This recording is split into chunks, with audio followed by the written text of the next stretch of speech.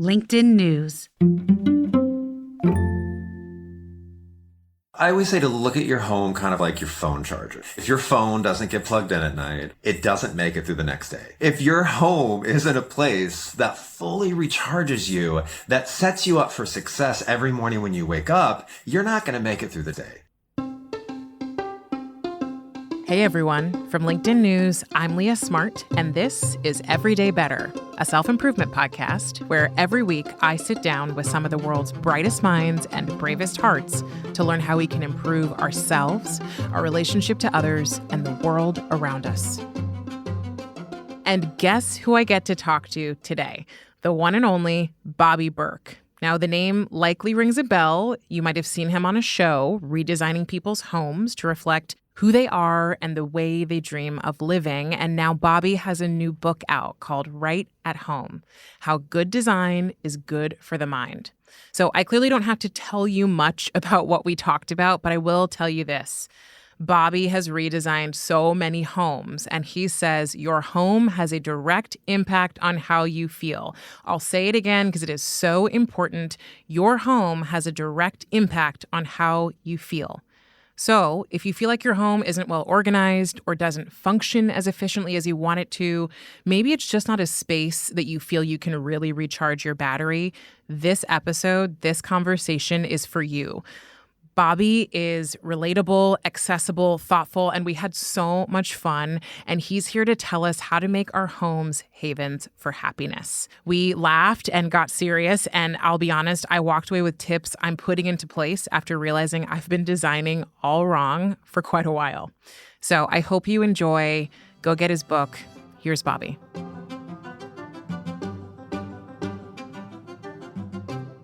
You've got this book coming out. You have done many things in this space. What's the intention behind the work that you do? To teach people that their home really has a huge effect on not just their home life, but their whole mentality, their whole attitude. What I want them to get out of this is your home really has a massive effect on your mental wellness. And I want people to start thinking about it in that way. I find that a lot of people who get to work that they feel deeply intentioned and purposeful around get there because of a lack of something in that world.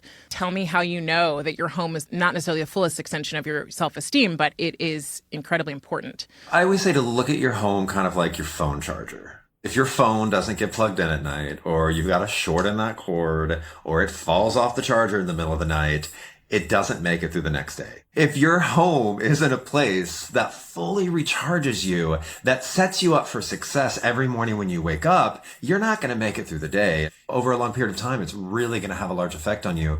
The way you start your day out in your home, let's say making your bed.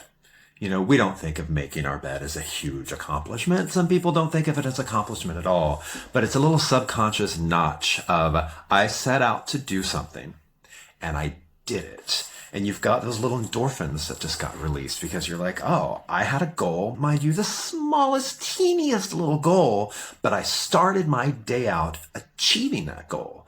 And by the time you get to work, your brain is already in the mindset of achievement, of success.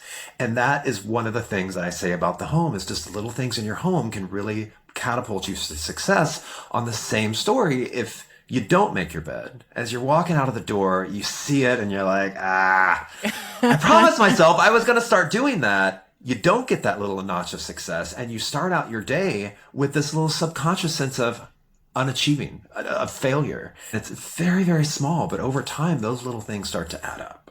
So there are lots of books and articles I've read written about, should you make your bed? Should you even care, or should you not? So you're in the camp of you need to make your bed. I am, and it's for so many reasons, but one of those is just that you're starting off your day with that sense of achievement, I think is really, really important, and it really does start at home. Mm-hmm. I'm a bed maker. I live with my partner, and I'm like, we, him, whoever, like bed is made. We're out of bed. We're doing it. I was actually funny enough with a personal trainer this morning starting that process because I said to him, and I've said to myself, I'm missing routines. And when I'm not in my morning set of routines that I've said are really important, every time I miss those, actually to your point, I'm like riding the train to work going, I didn't do any of that stuff today. And then you're like dragging yourself into work going, well, I guess this is the most important thing, so at least I'm doing this. But you never forget the stuff that you say that matters that you don't do. Agreed. So tell me about your story. How has your story shaped your approach to this work that you're doing in this book? When I was like 5 or 6 years old, and my mom, it was my first bedroom in our first home. My mom had decorated my room in all red because boys love red. Red is for boys. And I remember not feeling it, just being like, there's just something about this color I do not like. It does not make me feel at peace. It gives me anxiety, even though I didn't know what the word anxiety meant back then. I just knew I didn't love the way the color made me feel. And I couldn't really articulate why. I knew. So I saved up all my little $20 checks my aunts and grandma would send me for my birthday. And I went out and I found this dinosaur poster. And I loved the blues in it. And I was like, oh, this is it. Okay, I'm going to decorate my room around this poster. And so I went out and I got blue bedding and blue curtains and blue rugs and blue pillows. And I just knew that this color blue made me feel better. It made me feel relaxed. It made me feel at peace. And right then and there, obviously I didn't understand what was going on. I didn't think that this would be my calling in life, but it kind of set me on that trajectory of thinking about how your home makes you feel. So that's how I kind of got into this, and fast forward, I guess it would have been 15 years later, I realized this is where I needed to be. And you talk about this in your book that I love, the idea of some of these subtle things that most of us don't think about when it comes to home design. So things like sensory experiences, color. One thing I loved was like personal style as inspiration. So you use the example of, if you love a chunky sweater, why don't you have a chunky blanket? And I was like, oh, I don't. Yeah, so a lot of times, people are like, oh, how should I decorate my home? What is my design aesthetic? And one of the chapter headers in this is, let's normalize not asking people what their design aesthetic is. When you ask people what their design aesthetic is, they either just say something that they think it is, or they just don't know because it's not something they've thought about. So the first thing I ask when I am working with a hero on the show, or if I'm working with a client in my design firm, is I ask them about the things that make them happy, the things that they're passionate about. Years ago, we had a hero who I was like, what's your favorite television show? He's like, Mad Men. I was like, okay, mid-century. And I'm like, what's your dream vacation? And he's like, Cuba. And I'm like, also mid-century, stuck in the 50s. So I did everything in mid-century modern. I did a really cool mural of Cuba and like banana leaf tree plants in the house. And he walks in and he was like, oh my God, this is my dream home. I walk in and I'm like, this is my home, even though every single thing in it is new. Nothing in here was the same. He's like, this feels like me. How did you do that? And I'm like, I just asked you about the things that you're passionate about, because the things that you're passionate about is what recharges you. And that is what your home needs to do. Your home needs to be filled with things that make you happy. So don't just go through a magazine and be like, oh, this is the hottest trend. Oh, I need to do farmhouse modern. Oh, I need to do shiplap or this or that, Yeah. Let's normalize not using shiplap. Sorry, Joanna. We love it, but I think it's got to end. Yeah, it's got to end. So don't just jump on a trend because you're like, oh, this is what's trendy and this is what I should do.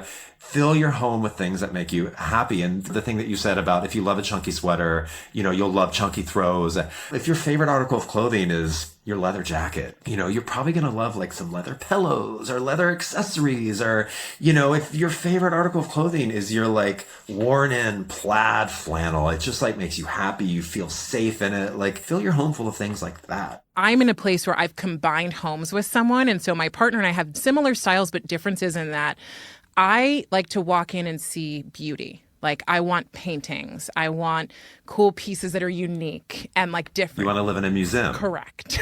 And I have not, as you suggest, prioritized function all the time. So that means my coffee table was a display table where I could put beautiful coffee books that I loved.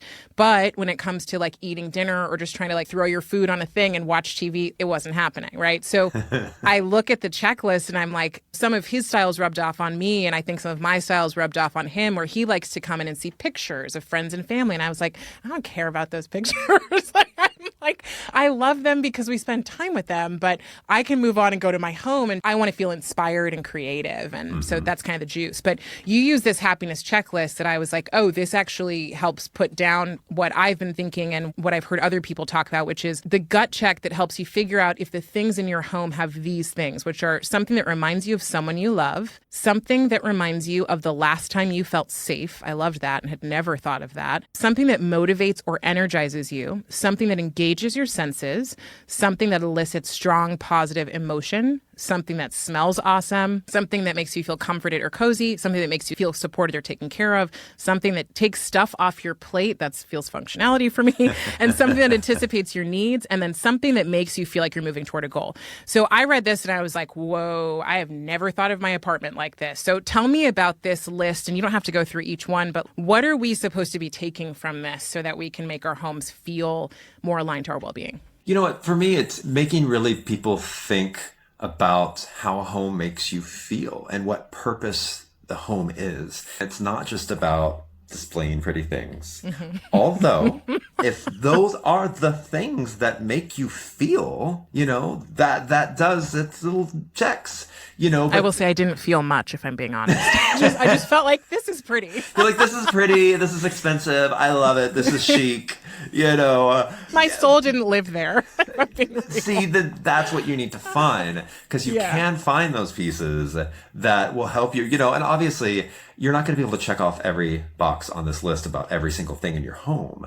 But when you start to think about things in this way, the way things make you feel, if something makes you feel safe, like your home is the place that makes you feel safe. And one of the reasons why that ended up on a checklist is because, in my past, I haven't had a home. I've slept in my car. I've been homeless. So to me, ultimately, the very first thing that a home was, my very first apartment that I was able to afford, was a sense of safety. Because before I did not feel safe. I kind of had to sleep with one eye open. So something that makes you feel safe is so, so important, especially like in New York City. You're constantly inundated with a lot of anger. It's a fight to walk down the street. It's a fight to get on the train. It's a fight to walk down the sidewalk. It's a fight to get in that elevator, and it's not like people are aggro. It's just there's a lot of people. And so if you're home, you need to walk in and just be like, I feel safe. And like a good smell helps too, especially in New York City. We're taking a quick break. We'll be right back with Bobby Berk. But while we're away, what's one thing you already want to do to make your home even happier?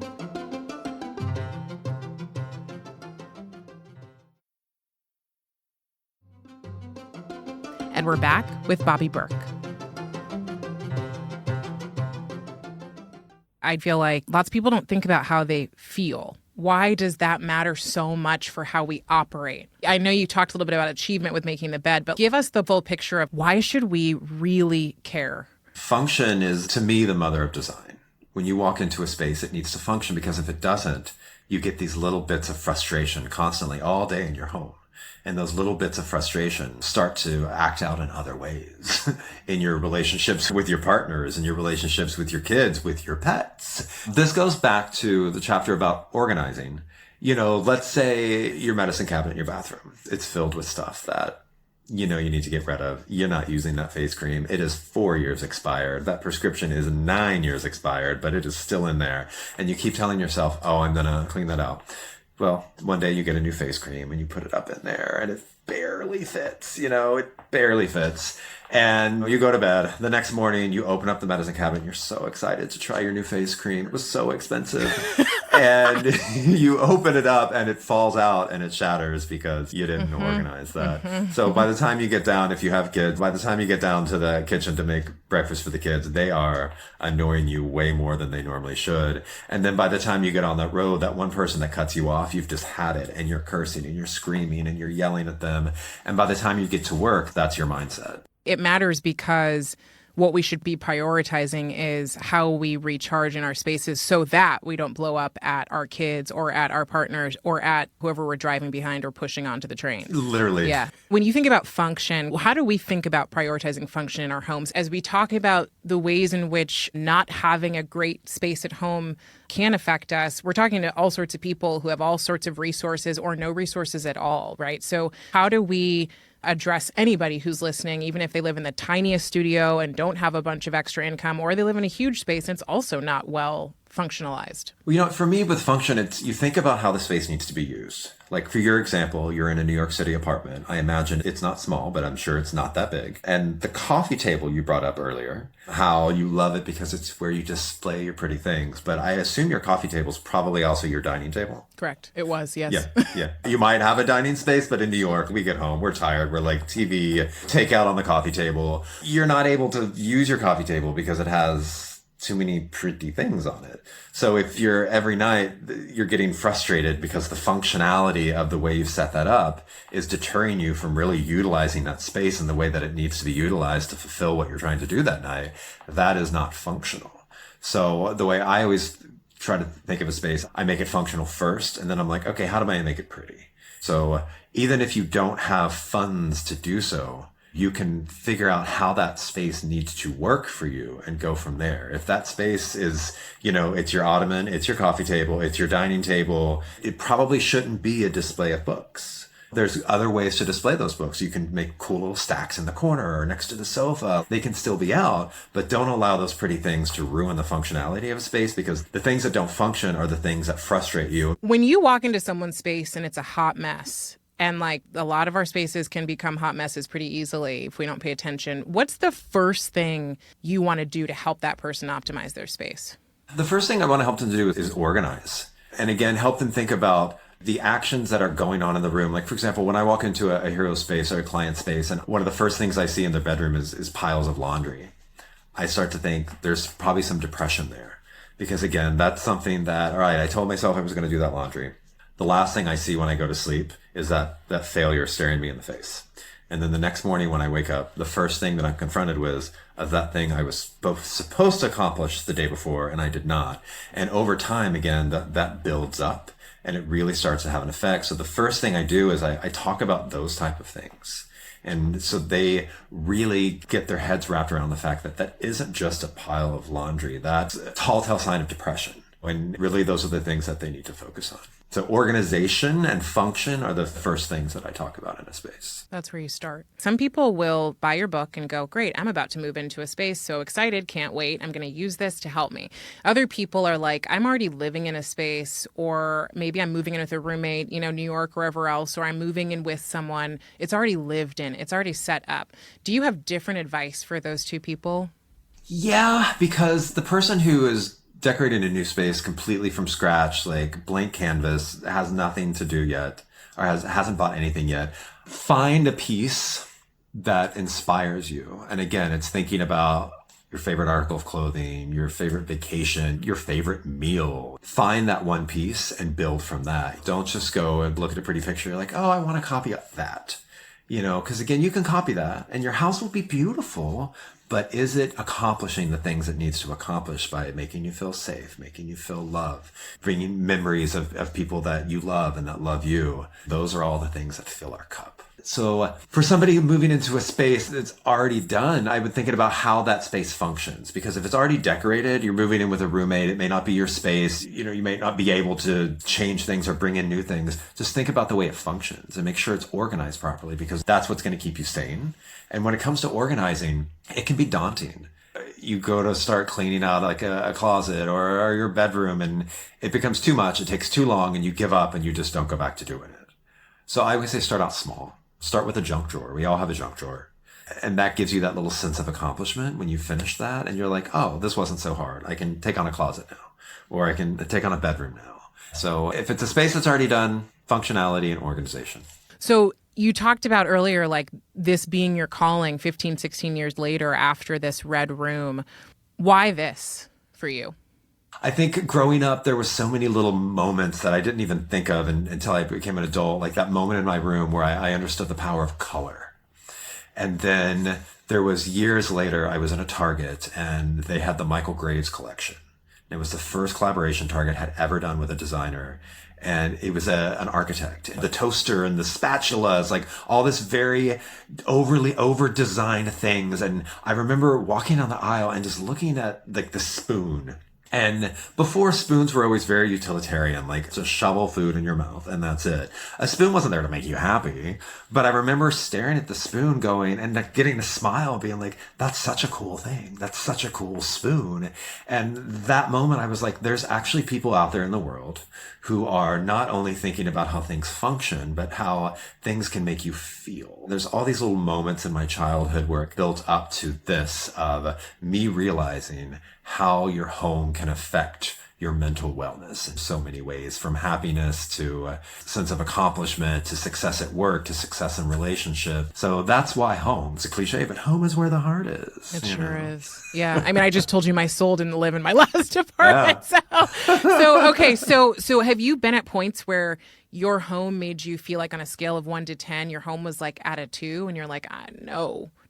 And then points where you're at a high point? I think you can learn from it. You're like, okay, I thought painting every wall in this room, this color was going to make me feel so amazing because I love this color. And then you're like, oh God, this is overwhelming.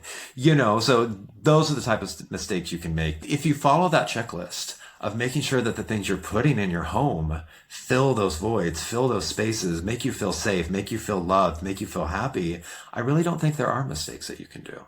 So when you think about releasing this book and what you want to leave people with, is the biggest thing just that people realize home is a gateway to how you feel both ways? Absolutely. Yeah, it really is a gateway to how you feel, both good and bad. It's a huge barometer of what's going on with your emotions. Again, like there are some times where I'm feeling down and I'm like, what's wrong? And I look around my space and I'm like, oh, okay. I'm seeing the signs that I see in other people. I'm seeing that pile of dishes that I'm not doing because I'm not in the mindset. I see that pile of clothing, that one chair that I allot myself to be able to put clothes on in the corner of the bedroom. She got a pile on her. That's a couple weeks worth of clothes that I'm gonna hang up at some point. And looking around, seeing those things, it's kind of like a barometer of, okay, I'm feeling down. I'm not feeling accomplished. I need to go do those things because I need to give myself that sense of accomplishment.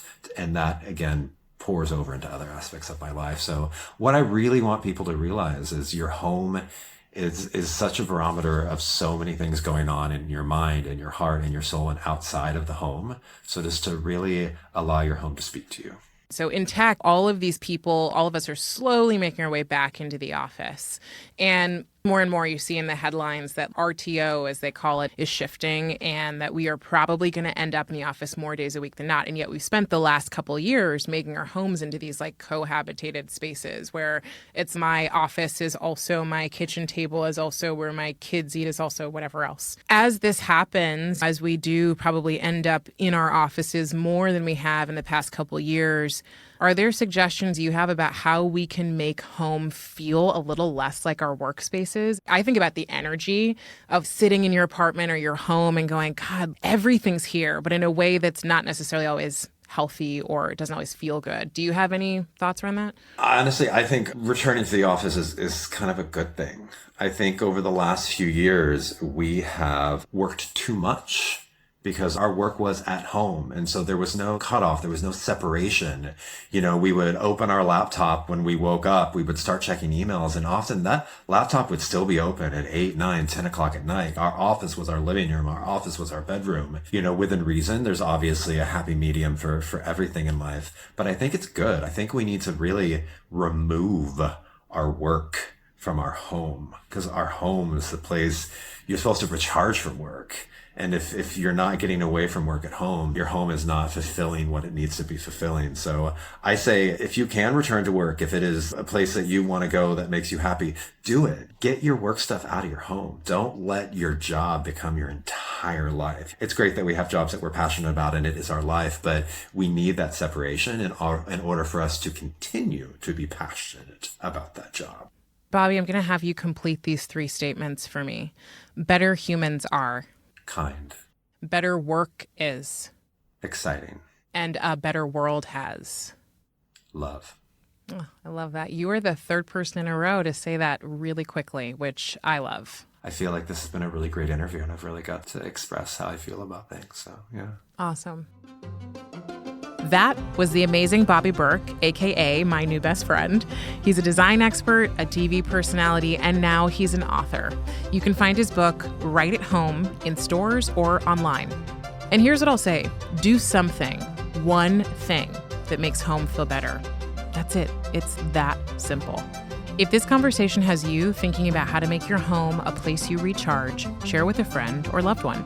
You never know how it could help them too. And support other people like you in finding our show by leaving us a rating before you go. And while you're at it, write a one-sentence review telling me what you love about Everyday Better.